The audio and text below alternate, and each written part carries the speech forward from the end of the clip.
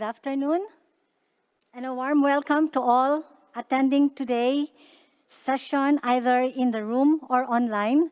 And it's just a very heartwarming event and awarding ceremony that we just had today.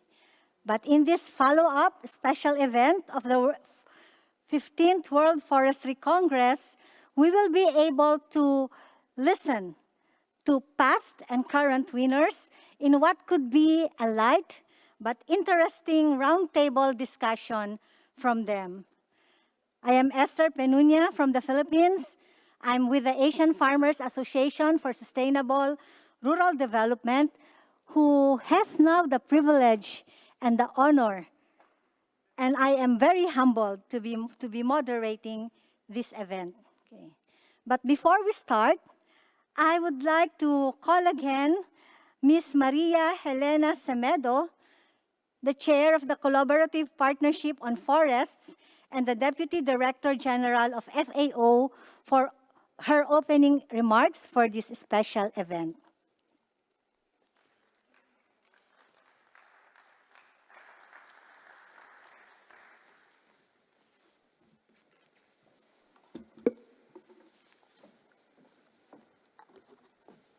Thank you, and good afternoon again, dear friends. I will be very short. On behalf of the Collaborative Partnership on Forests, welcome to this special event. It is an honor to be with 5 Wangari Maathai Forest champions, all truly inspiring. After the moving testimonial from the latest forest champion, I look forward to hearing stories from other laureates. The Collaborative Partnership on Forests launched the first Wangari Maathai Award in 2012 to honor the memory of the Kenyan Nobel Prize laureate Wangari Maathai, whose legacy lives on with this award and the amazing work of our champions. As you will learn, the recipients of this award are passionate, spirit individuals with a strong drive to safeguard forests and the livelihoods of those dependent on them. Each has an incredible story to tell, from such different parts of the world, facing diverse challenges, but always trying to make our world a better place.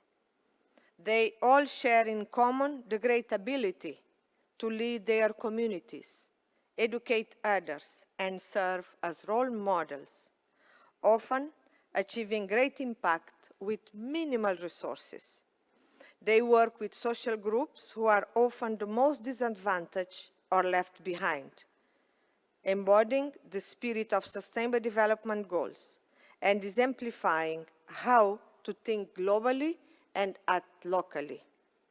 All those winners are true pioneers and visionaries, spreading their influence far and wide. It is this kind of influence that truly drives change. Now, let's hear your stories and learn from you. Thank you, and over to you, moderator.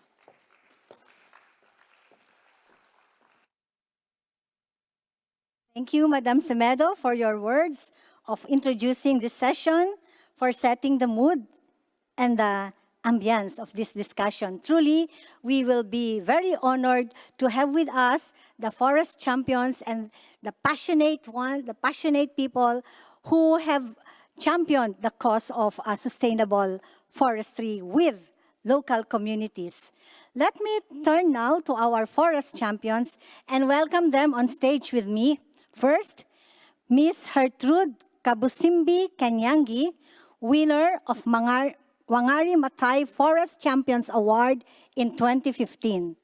In 2015, the award was given to Gertrude, a forestry activist from Uganda who tirelessly promotes the conservation and sustainable use of our country's forest resources. Working in collaboration with Uganda's National Forest Authority and through her foundation, named Support for Women in Agriculture and Environment, she has increased local awareness of women and those dependent on the forests to be able to harness its power for the improvement of their livelihoods. Let us welcome Gertrude with a round of applause. Thank you. Next, I would like to call Mr. Leonidas Nazimgiyimpa, winner of the Wangari Maathai Forest Champions Award in 2019. Leonidas, a forestry activist from Burundi, was recognized for his outstanding contribution to improving forests and the lives of the indigenous Batwa people, women, and youth in his country, even at some risk to his personal safety. Maybe we would learn more about that risk that he took to be able to pursue his activism in forestry. Let's welcome Leonidas Nazimgiyimpa.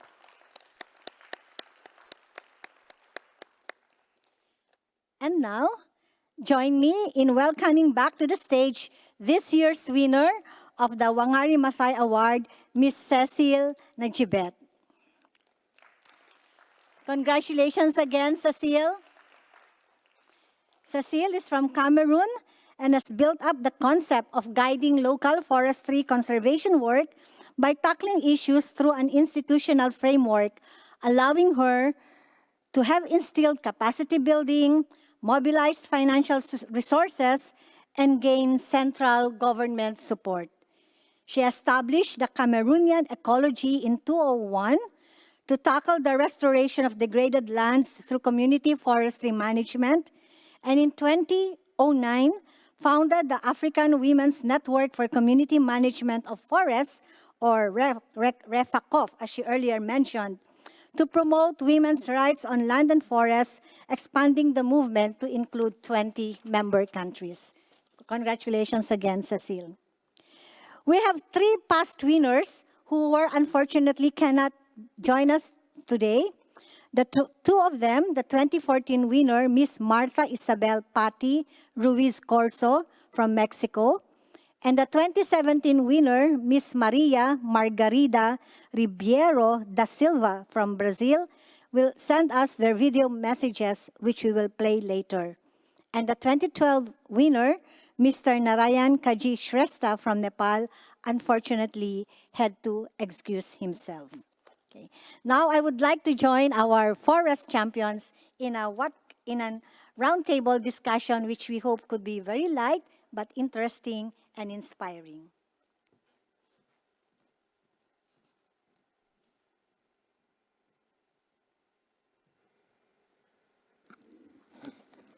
Okay, good afternoon once again. So let's kick off today's discussion. And as I read your biographies, I see that you have started this work way back, no? 2000, 2009, that's like 1 decade ago or even 2 decades ago. So could you just reflect on your journey and say, what brought you there? What made you decide to take this career of being in the forestry activism? What inspired you or motivated you? Can we have a first answer from Gertrude? What motivated me to... Microphone? Okay, what motivated me to take the path of forestry, forest restoration, and forest restoration is that I was born and grew up in a forest-dependent local community. I was fortunate to receive an education courtesy of the Catholic missionaries that gave me exposure. Every time I went back from school, I was able to compare the life of the missionaries and with the life of the local people. I also witnessed the retreating vegetation cover and realized that the local women were increasingly walking longer distances to obtain life-supporting fuel wood, water, and food. That inspired me to do something to solve their problem. Thank you very much. Thank you, Gertrude. So how about you, Leo?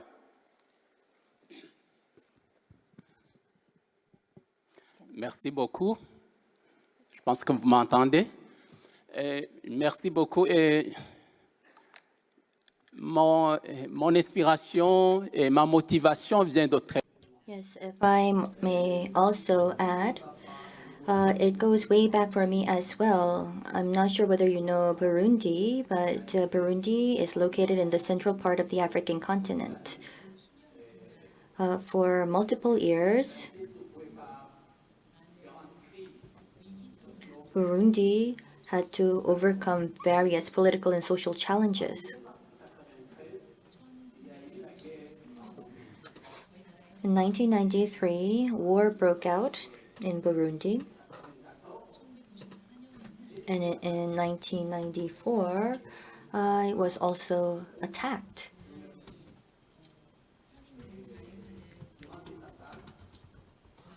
Because we saw criminals that were raging throughout the country, and I lost my left eye. So due to these murderers and due to the criminals, I was greatly injured, but despite all that, I was able to survive. And as I did survive these threats and challenges, I started to think, what should I do? How can I save lives? And this wasn't just about revenge. It was about surviving, and I wanted to live the rest of my life to help others. So this was the lesson that I've learned.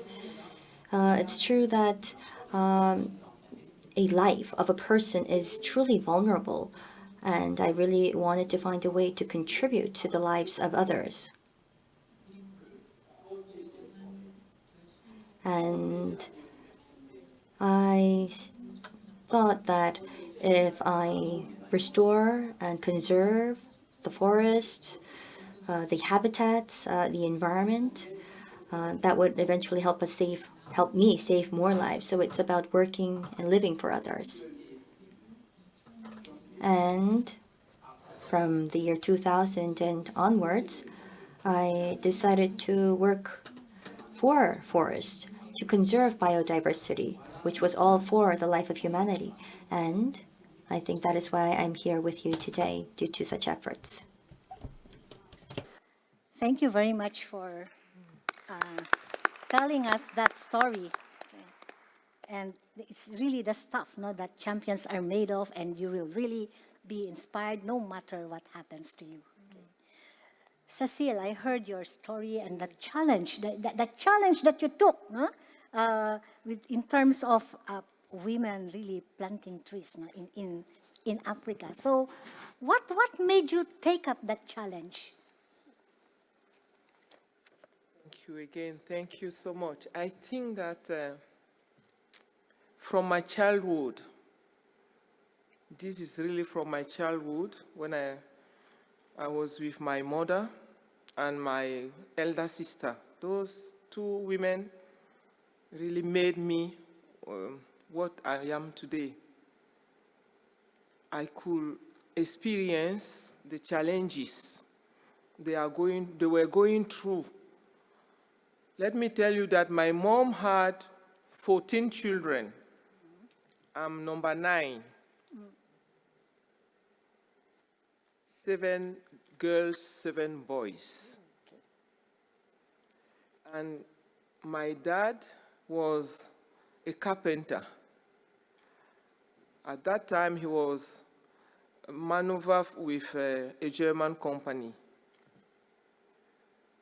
And nothing was to gain a life than my mom to get back to the forest, to the agricultural activities. So I grew up in that context, in that environment. And I started having having that inspiration of struggle. You have to struggle. You have to struggle to do everything you should struggle to get. And if you need something, you have to struggle to get it. That's how I grew up. And when I started going to the primary school or secondary school, my time of vacation was in the field, was with my mom.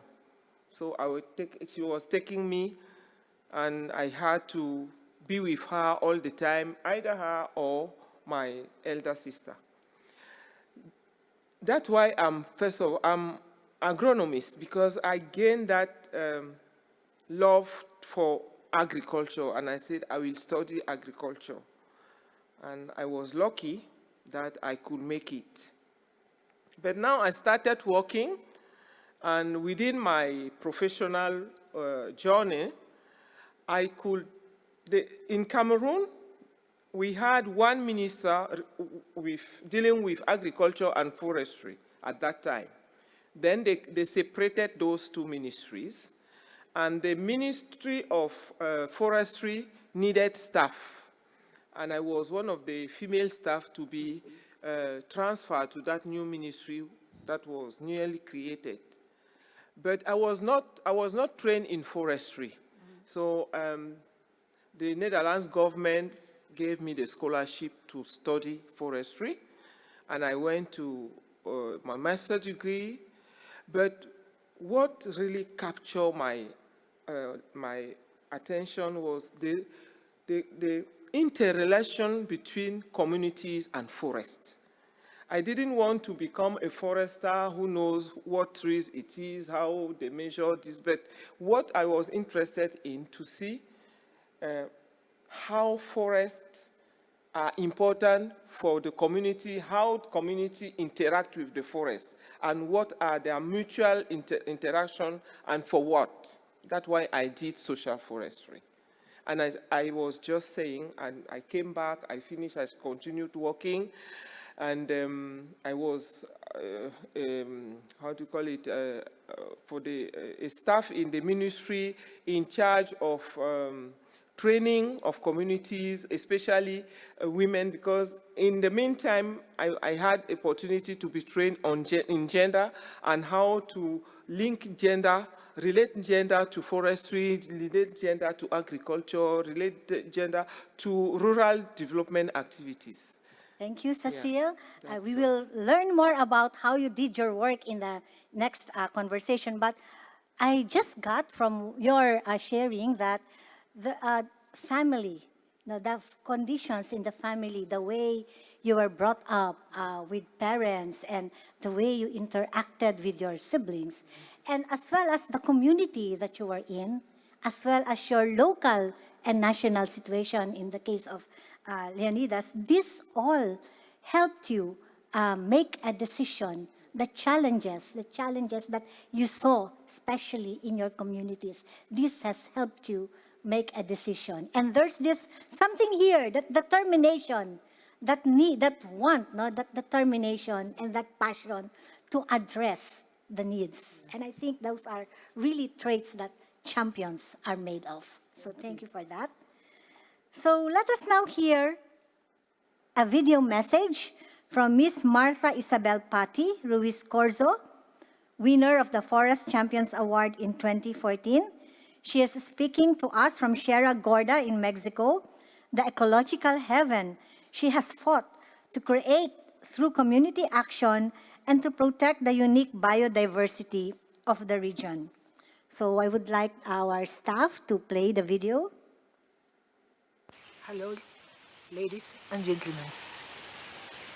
We are together here to celebrate, to be part of those Wangari Maathai Award winners in many different parts of the world. We haven't met each other before, but now we are here together. We that share this green love for the forest. Yeah. We have the same vision. We need to regenerate. We need to preserve the sacred atmospheres of the old forest.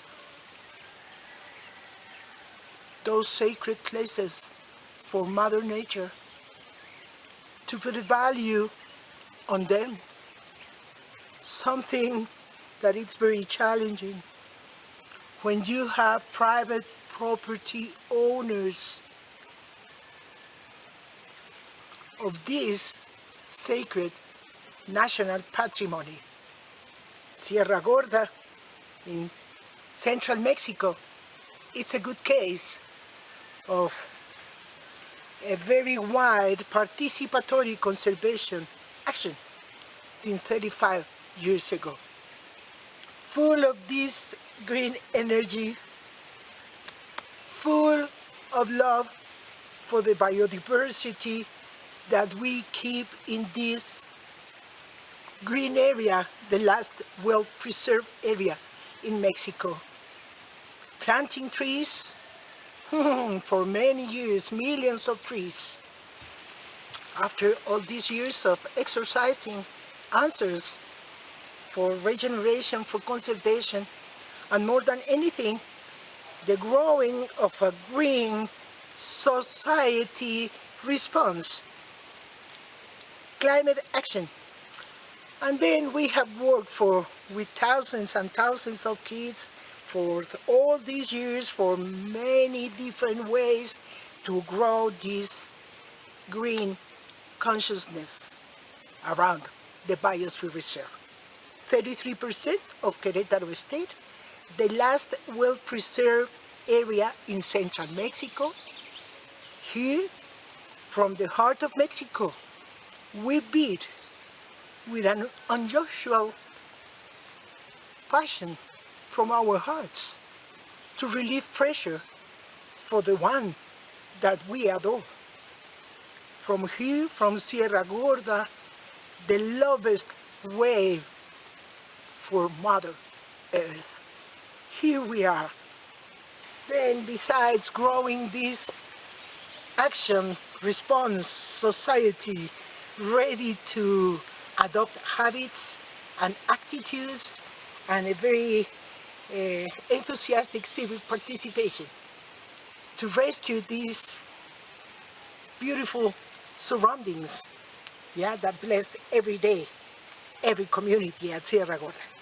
So that's something really good that is growing here.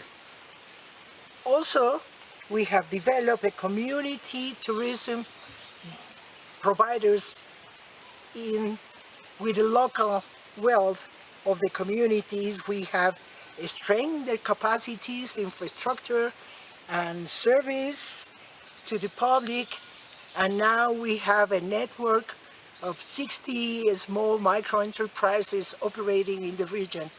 These community services with ecologists, with kitchens, with artisans, and the very deep experience, a very significant experience for the public that we receive. And so, grounding Kyoto in the local context, we have developed a methodology, we have developed protocols that are now validated by BERRA and an external validation. And with this, we have together worked with Querétaro State government, a public policy for climate action at subnational level, with new rules that may fit on the local context and may have an viable offering of carbon reduction footprint for the local industry. In our state, it's happening. Yeah, we have now a tax, and a special tax, carbon tax, at state government level. And I am sure that our future initiative pretty soon, we are going to launch this initiative for all Mexico.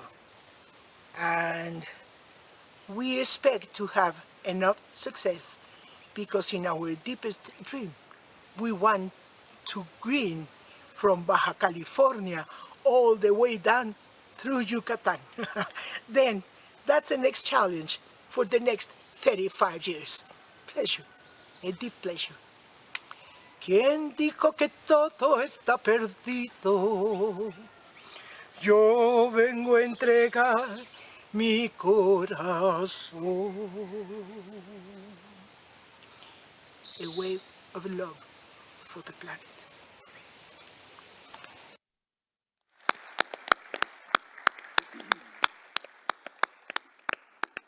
Thank you, Patty, for those touching story.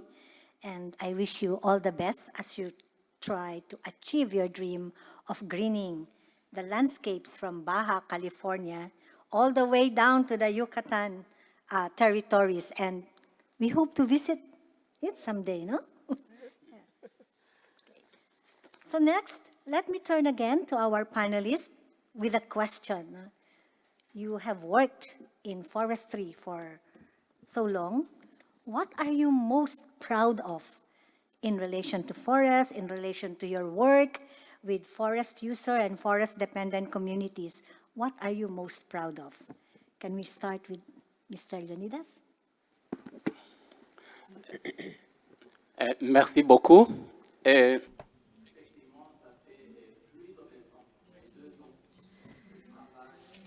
So for me, it's been 22 years since I've been collaborating with the local residents, with the local community to protect the forests. I believe that in the process of protecting our forests, our biodiversity, and natural resources, and if we want to be successful in this, it's important to make sure that the communities are at the center.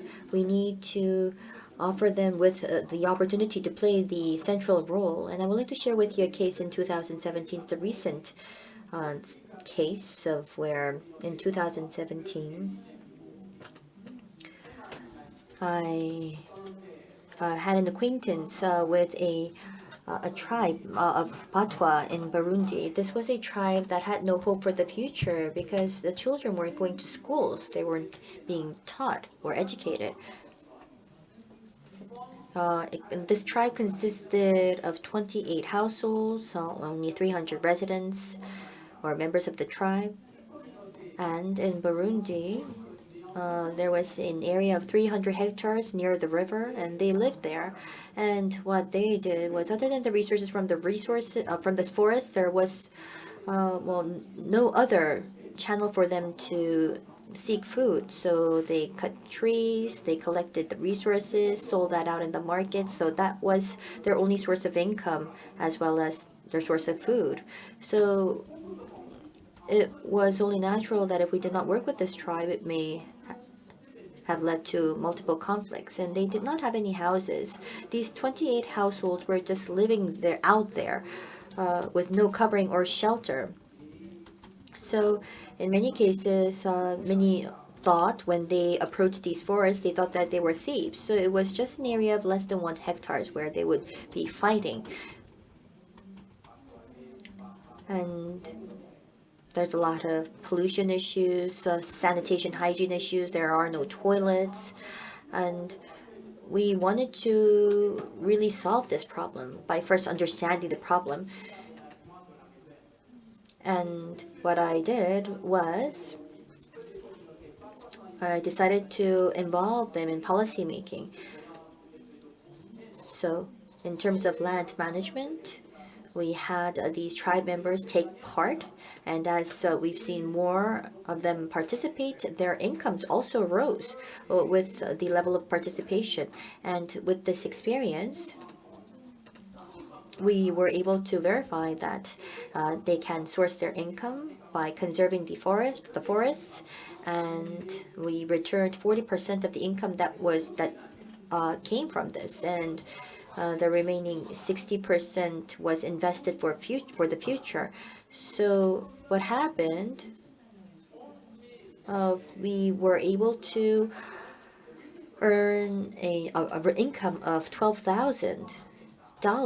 And $8,000 of the $12,000 was used to conserve and protect the land. So what they did was they built shelter, they planted trees, and what happened was they were using the land and forests and earning from that, but also investing back. And these were shelters made out of bricks, and they also were able to find a way to tap into the rivers for water. The reason why I'm sharing this experience with all of you is because we do need to increase the participation of the community members, and only then can we protect the forests in these protected areas of Burundi. And we were able to see that there were less conflicts with the Batwa tribe, and we were able to achieve coexistence with the other tribes in the forests. And now the tribes all have hope. They were able to send their children to school, so they now have a hopeful future.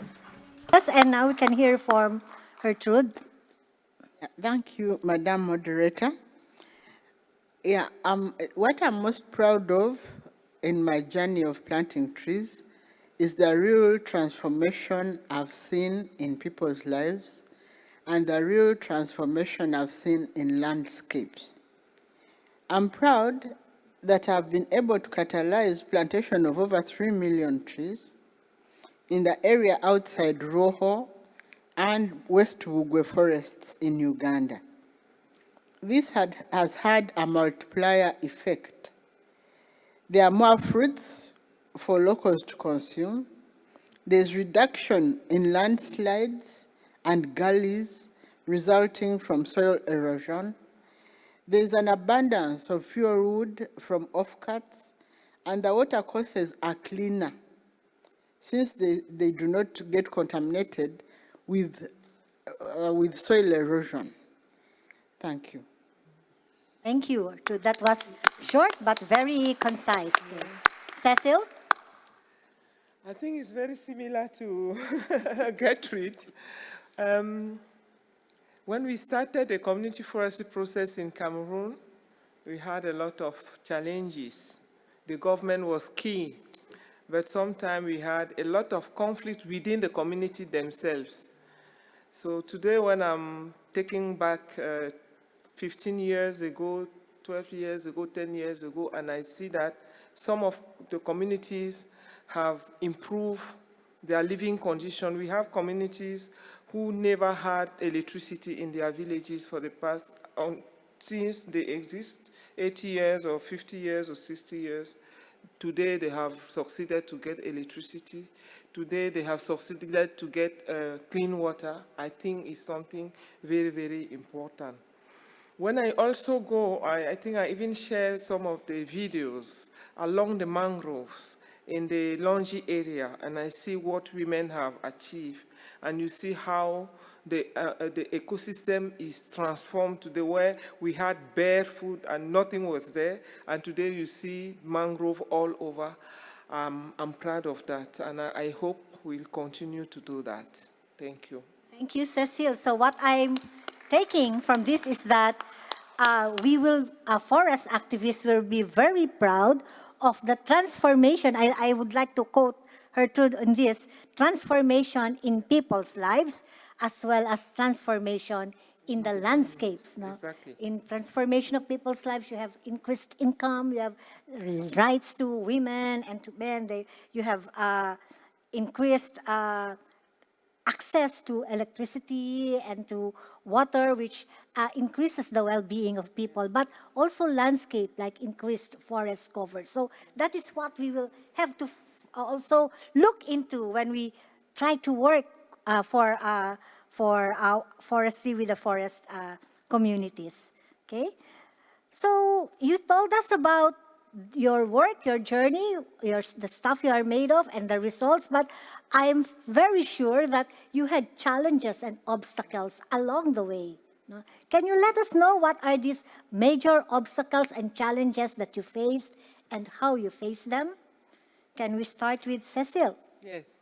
The key challenges are from our cultural issues, the cultural related issues, because the tenure is not something very easy for women, tenure right.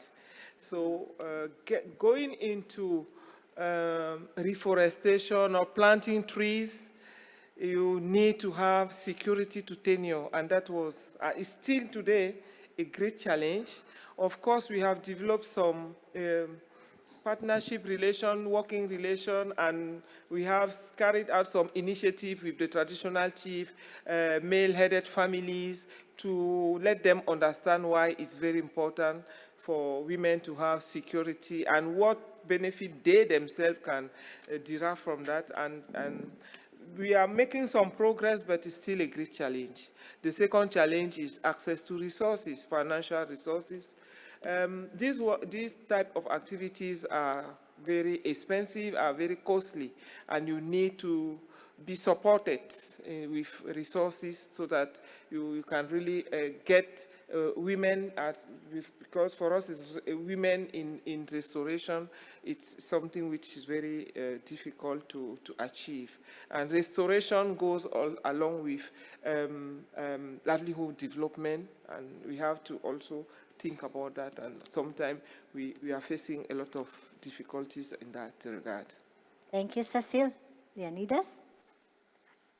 Merci beaucoup.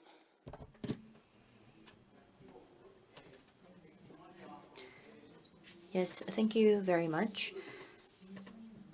I also experienced numerous challenges.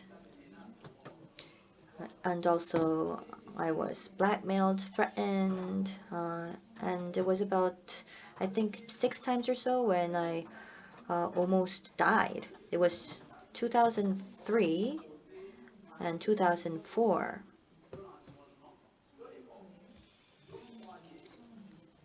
I was against the decision made by the Ministry of Environment at the time. The Ministry of Environment said that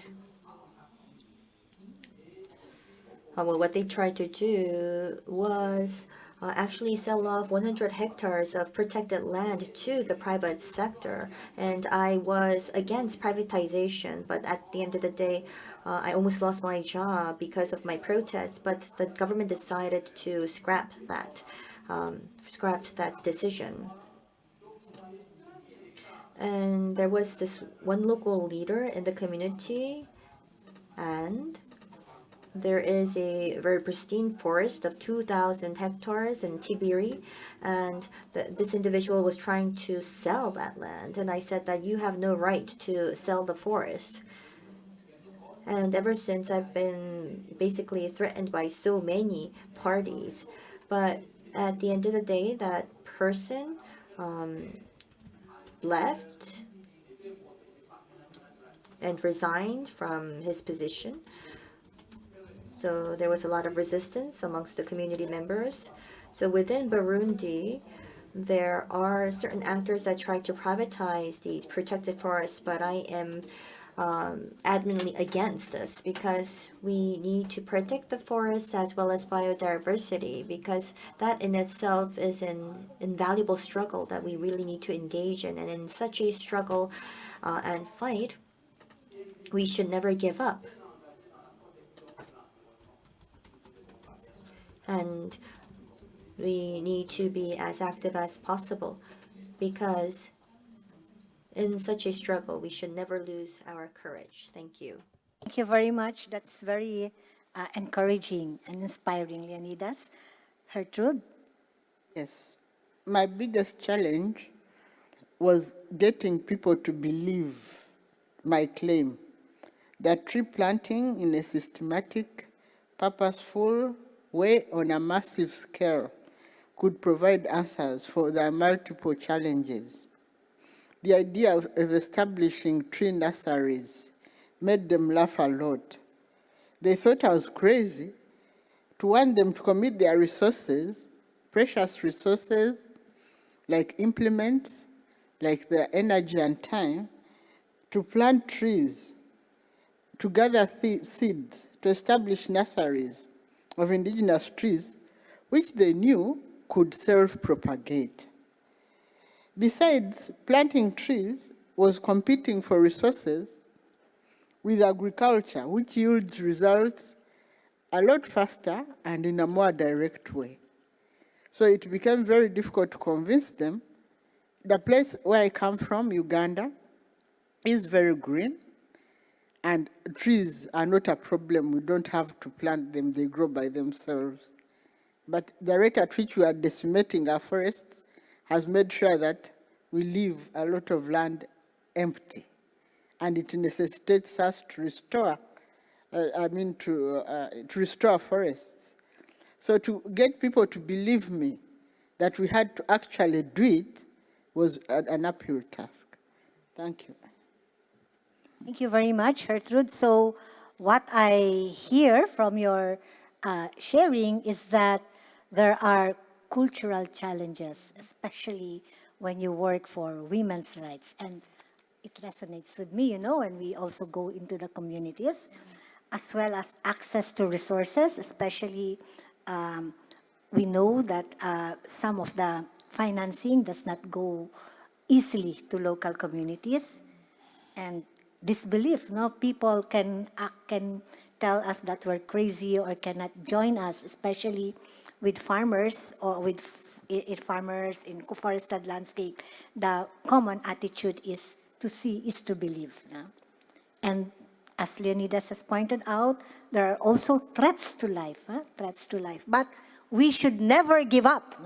We should never give up on our challenges because we have it in our hearts as champions to be determined and to overcome these obstacles. Thank you for your sharing. And now we go to the next question. And Cecilia, I would like you to listen to the answers of the past winners. So Leonidas and Gertrude, what happened to you after you received the Wangari Maathai Forest Champions Award? Has it impacted your life? And if so, how? Can we start with Gertrude? Okay, thank you. Thank you very much. Well, the Wangari Maathai Award is a gift that keeps giving. With it, I was able to establish an office, furnish it, and equip it with modern gadgets. With a place to call home, the organization has been able to put roots down and to grow upwards, bearing fruit. We've been able to replicate. We've been able to upscale. The award also shone a spotlight on our work. We've been invited to several global meetings because of the award. And one such meeting is this one and the previous one in Durban. Thank you.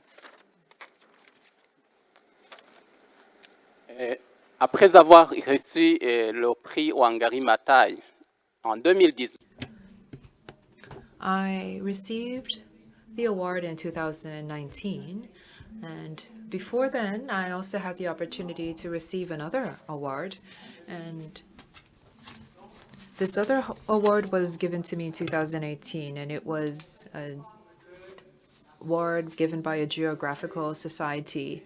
And these two awards brought together gave me a lot of courage and proved to me that the work that I was doing had value and that my struggle had value.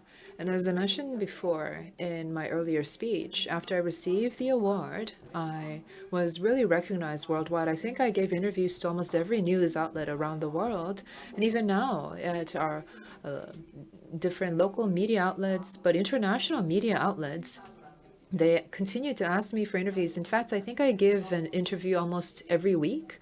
And through these interviews, I continue to tell people about the importance of forest resources and about protection of our forests. And through this award, I was able to see that in terms of environmental protection and the protection of biodiversity, I was given a platform to say that we can do this all locally. And since 2018, I was able to help in planting an additional 940,000 trees and also protect 37 3,736 hectares of land. We work together with other countries such as Tanzania, and with these resources, we were able to take it back and also help to educate more children from the Batwa indigenous community. And over 60 women who were small-scale farmers were given access to training and education through our resources. And we were able to found a new environment club in the schools, because I believe that for continued success, we have to reach out to the youth and tell them that environment is important, that forests are important, that we have to protect our biodiversity. And this is a lesson that we have to start very young with the youth. And I want to emphasize this once again, but for success, you have to reach out to the local communities, the indigenous communities, and to have a free and prior consent. This is the work that I've been doing thus far, and I will continue to do so in the future. And through Wangari Maathai, I was able to be given more courage. Thank you, Gertrude and Leonidas. And I am very happy not to really learn that you used the awards to further your advocacy with forest communities and with forests.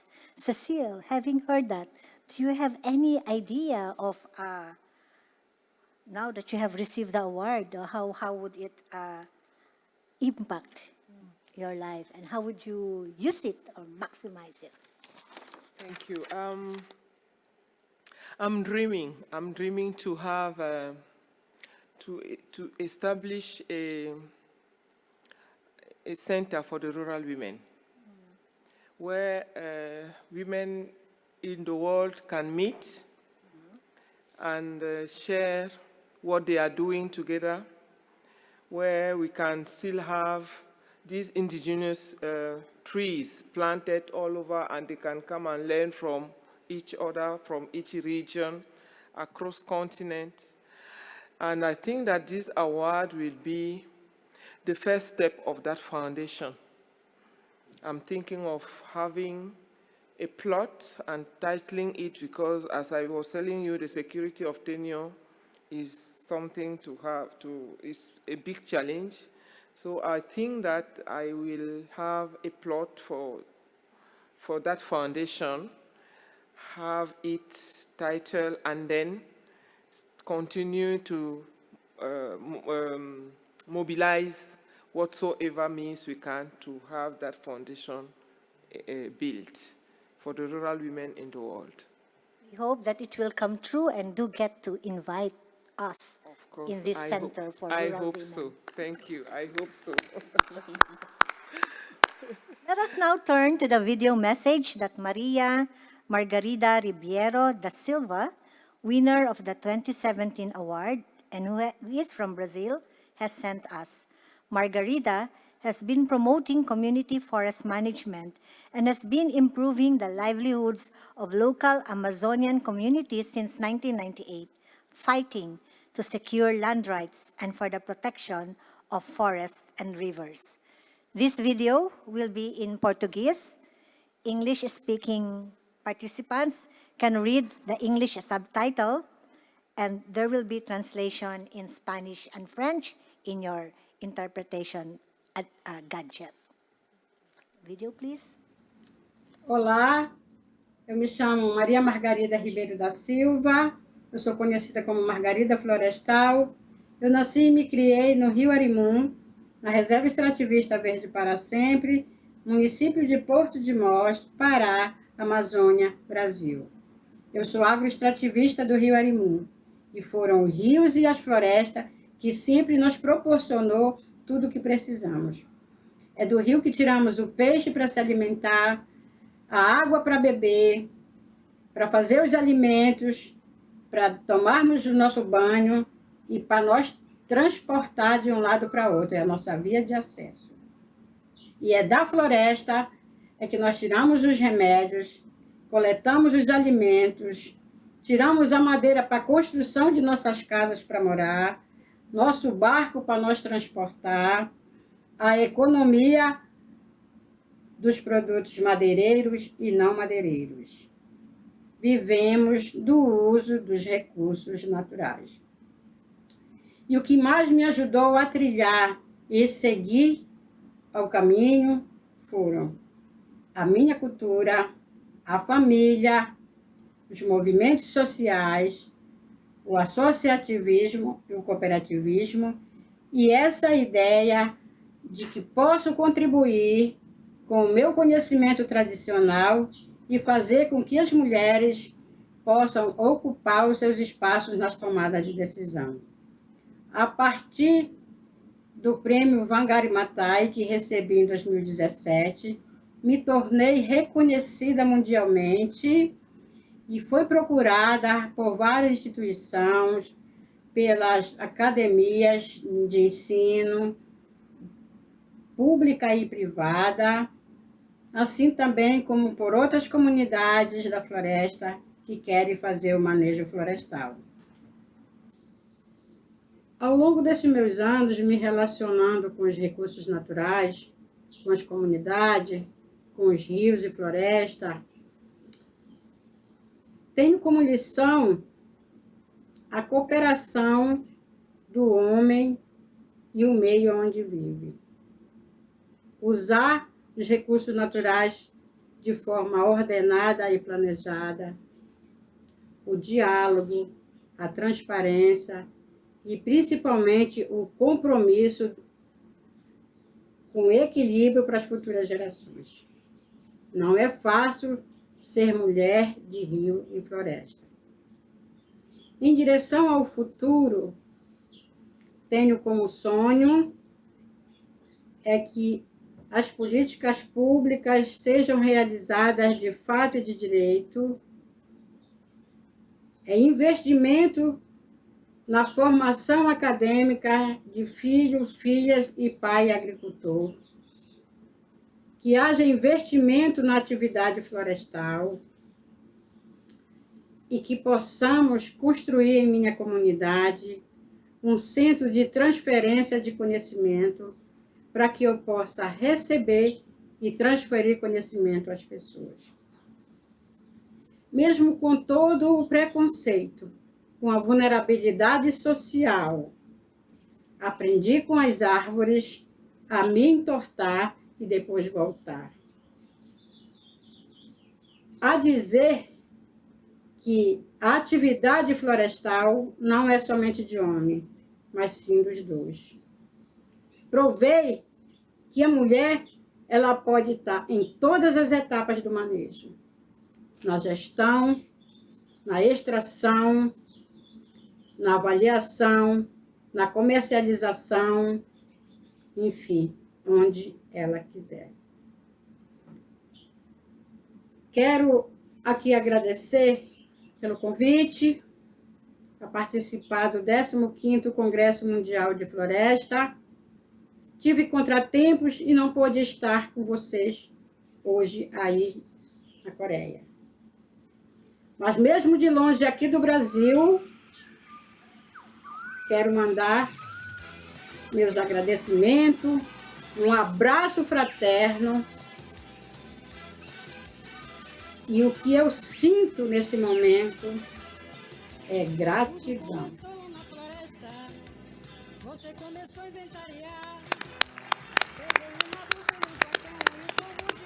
Thank you very much, Margarida. We are very inspired and enlightened by the work that you do, and we really hope that you continue to pursue that work, and all the best to you. So I was just thinking, because we have some time, Leonidas, you are the only man right now from the people here in the panel as well in the video. So what do you think about women forestry activists? Mais belle question. Et je pense que les femmes ont leur place. I believe that women play a critical role and should play a critical role in forest protection because they are the ones that make full use of forest resources. they know how to carry on with their lives within biodiversity. So I believe that women needs to take a more active role. So for the forest and for humanity, they have to play a more critical or prominent role, and they need to have a bigger voice. And I think that is why most of our recipients of this award are women. Thank you. Thank you for that, Leonidas. And now maybe we can jump to the next question. It's a very good segue. So what is your advice for forest activists, men, women, young, and old? What is your advice for forest activists around the world? Can we hear first from Gertrude? Yeah, thank you, Madam Moderator. My advice for forest activists around the world is simple. It is never give up. And never, ever underestimate the contribution you are making to save the planet. Just keep on keeping on. Innovations are as simple as planting a tree. That's my advice. Thank you. Leonidas?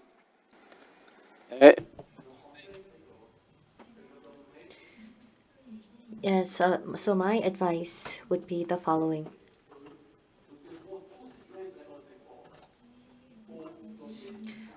I think that we really need to join efforts. We need to join hands.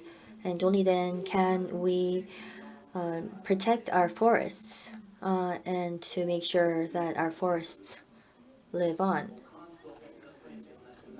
I believe that the international partnerships and the international organizations that all focus on forest protection, I do have something to say to you all. It's important to have many projects that involve the local communities. We already have many projects and programs in place. However, it's not really impacting the local communities or the local forests. Right now, we're trying to restore our forests, and of course, I do know that that is meaningful as well. In order to be successful in these efforts, it's important to make sure that the men and women of the local communities take part, because without the communities, forests cannot exist. And the community members are the ones that can actually save the forests. So the forests and the communities are intertwined. They are connected. And there is no community without forests and no forest without the community.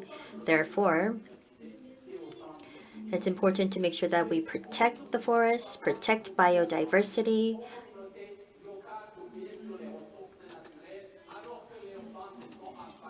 and we cannot tell the local communities not to use the forest resources.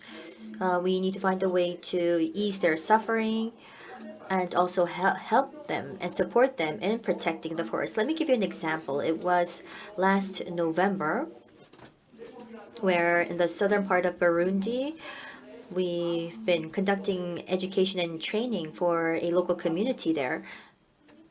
But their request was the fact that they wanted drinking water. That was their need. So we really need to understand what kind of needs or issues these local communities have, and once we lend a serious ear to their needs, they will be more active and contribute more to protecting the forests. Thank you. My advice is just the replication of the mission Wangari Maathai left me. Get women plant trees for multiple benefits and to save the planet. So activists, let go for tree planting. Let go for income-generating activities through the fruit tree planting. Let's save our environment because we need to heal our environment. That's the only thing I have to continue to advocate for, and I hope I will. Thank you. Just go on and never give up and just dream and pursue that dream and pursue that vision of forest, a very beautiful forest landscape and forest management. Okay, so my last question here is, what is your biggest hope now for the future? Especially maybe coming here in the World Forestry Congress, you see a lot of people, you've met a lot of people, and you've attended a lot of sessions and maybe learned from them. So, and then you go back home. So what would be, what would be your biggest hope looking into the future? Can we start with Leo? Leonidas?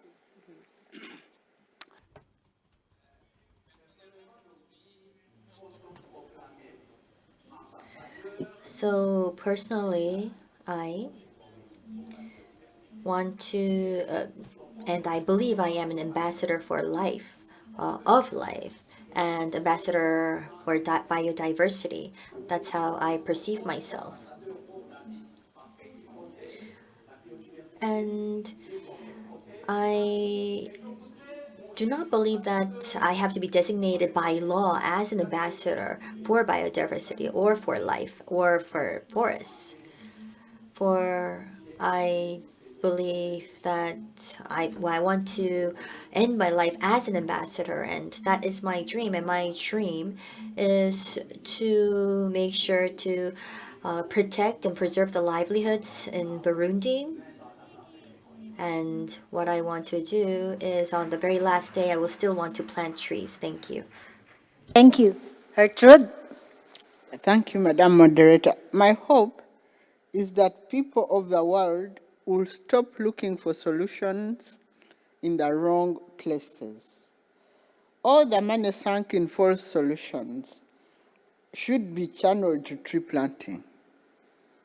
I'm on record for calling on host governments for global meetings such as COP to designate special land and spend time establishing tree nurseries so that participants who number about 100,000 would each plant a tree. With 26 COPs under our belts, we'd be having 26 forests of 100,000 trees each. I get excited thinking how much carbon that would sink. So my hope is that people will stop wasting money in false solutions, but will channel it to tree planting. Thank you. Thank you. That's really very focused, very focused. Sil? My hope. REFACOV is present in 20 African countries now. If we only say, during this decade, each of the countries will plant 1 million trees. We are in 20 million trees. So my hope is to have that support for tree planting. Thank you. Yes. So maybe in the next World Forestry Congress, we will be able to really see this kind of numbers, the numbers not only in Africa, but also in Asia and also in Latin America, because we really need to restore our forests, because forests are our lungs. But to be able to restore it, we must be able to respond to the needs of the forest-dependent communities, of the forest users, because if we do not respond to their needs, then they will not have the inspiration and the desire to protect the forest. And so that's why we have the champions here. Thank you very much for sharing your stories. Thank you very much for sharing your journey and the obstacles. And for me, the obstacles you went through, and for me, these are all inspiring. For me, I hope it was to you, inspiring in the sense that I get motivated to do things in my own community and in my own organization. And this is, I think, what I want to also have as a result in this short session, that we can find it in our hearts to be forest champions in our homes, in our village, in our community, and in our own society where we are, because millions of forest champions will mean the success of the decade of ecosystem restoration, and that means the success really in our ambition of building resilient and sustainable ecosystem. Thank you very much. Thank you, friends, for being here. I would like to thank you for your contribution. Thank you to the technical staff, and wish everybody success for the remaining session of the 15th World Forestry Congress. Thank you very much. Thank you.